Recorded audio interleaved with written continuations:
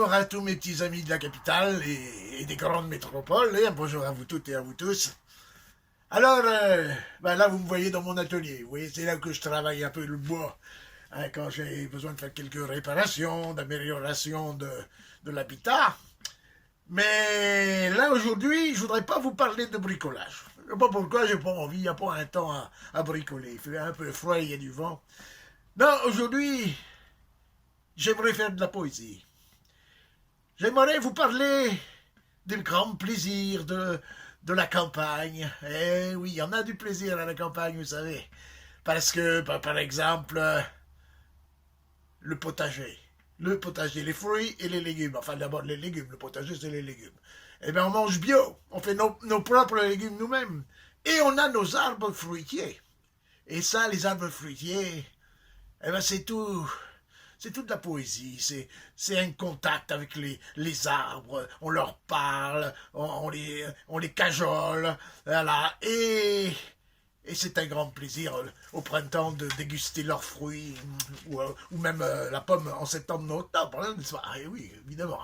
Donc, parce que là, on fait beaucoup de pommes ici, on fait beaucoup de pommes, on fait même du calva, mais on dit rien. Hein.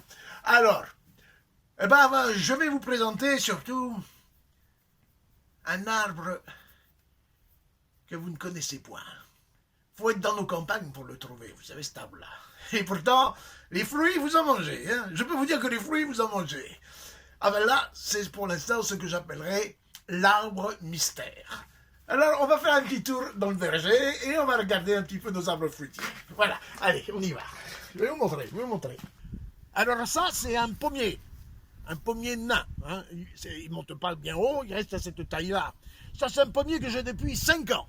5 ans qu'il est là. Il m'a donné 2 pommes. Bon, c'est pas beaucoup. Alors ça c'est un prunier. Il se plaît bien, là. Il me donne de la prune. Alors ça, il me donne de la prune. Le problème, c'est que quand je veux les manger, quand elles sont bien mûres, elles sont bourrées de verre. Faudrait un traitement contre les vers. Mais bon, ça, j'ai pas encore, alors... Ouais, alors ça, c'est la fontaine, ça donne pas de fruits, hein. Et alors ça, c'est le poteau. Je vous en ai déjà parlé. Comptez pas sur lui pour avoir des fruits, hein. Non, on va surtout parler de l'arbre mystère. Ça, je vous confie un secret que seuls les gens de la campagne connaissent bien. L'arbre mystère. On y va. Alors, je veux vous parler de l'arbre mystère. Et nous, les paysans, aux gens de la ville, on veut bien partager avec eux nos secrets. Il n'y a pas de raison, c'est normal. Hein, voilà.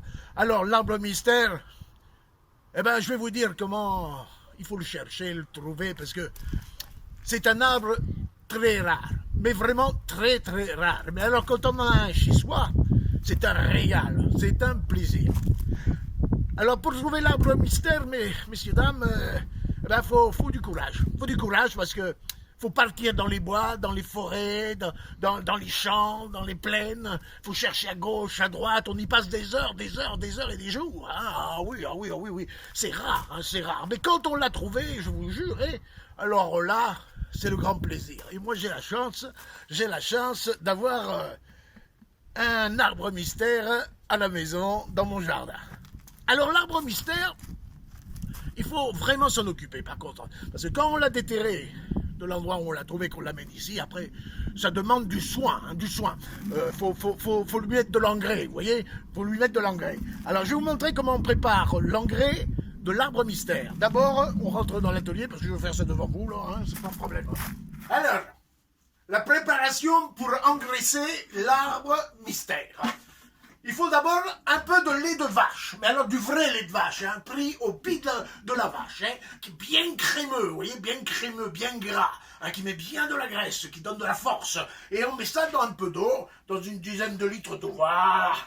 Allez, un peu de lait crémeux, n'est-ce pas? On touille, voilà, pour que ça soit bien mélangé. Oui, ça c'est la préparation. Et alors là, après, pour être vraiment au top du top, on prend un peu de goutte.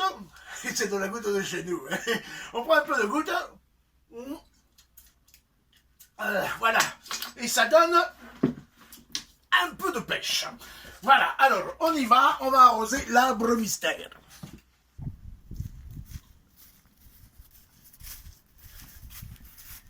Mesdames, messieurs, voilà l'arbre mystère, le saucissonnier. Le saucissonnier, arbre unique et rare. Alors, on lui met l'engrais que j'ai préparé, vous voyez, hop, regardez ça, on lui met l'engrais qu'on a préparé, il est content, il adore ça, il aime ça, il aime ça, il aime ça. Et alors, vous faites ça tous les 15 jours. Et au printemps, eh ben, vous aurez des saucissons grands comme ça. Et c'est agréable pour tout l'hiver.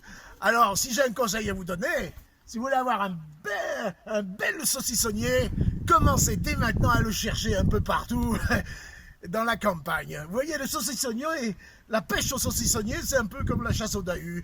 Faut savoir, il faut s'y connaître. Voilà. Bon, eh ben, maintenant que je vous ai informé, à la prochaine et salut.